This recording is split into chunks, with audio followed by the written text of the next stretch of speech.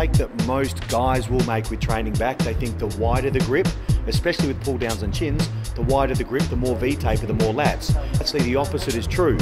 The closer the grip, when the elbows stay in close to the body, that's when you work the lats and target the lats. Exercise number one needs to be a good solid mass builder like a deadlift or a barbell row. I would pick my second exercise as a chin, as the boys did with their workout, because if you use a wide grip chin, that's a great mass building movement for the upper back, whereas the deadlift or row is a great mass builder for the lats and lower back.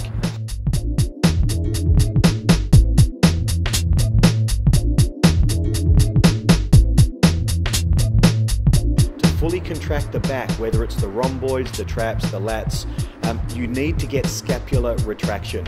And in simple terms, if you're doing a chin, I would like to see or feel the shoulder blades going down, back and in together. So you're trying to squeeze a grape between your shoulder blades at full contraction.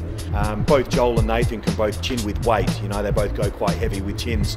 By using weight, you're going to activate the majority of the muscles simply from that. Over accentuate your posture. Okay, so arch the lower back, chest up and chin up. Many trainers will tell you quite rightly to keep more of a neutral spine, especially with the neck.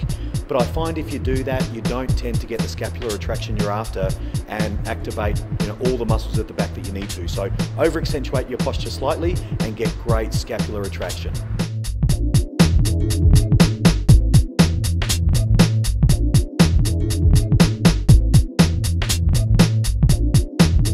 The plans for Gentech are really what we've been doing for the last number of years, and that is to release exciting products, but research-based products. See, when I developed products previously, it really came down to personal experience, working with some of the great athletes like Joel Ramintos and Nathan Wallace, and what they really need to increase strength, to build muscle, to improve recovery, reduce muscle breakdown, and then for fat loss around contest time. So I've always been very, very big on basic results from myself and my athletes over the years. Science is a wonderful thing. There's so many great trials on what supplementation, what ingredients to use, at what time for the maximum benefit.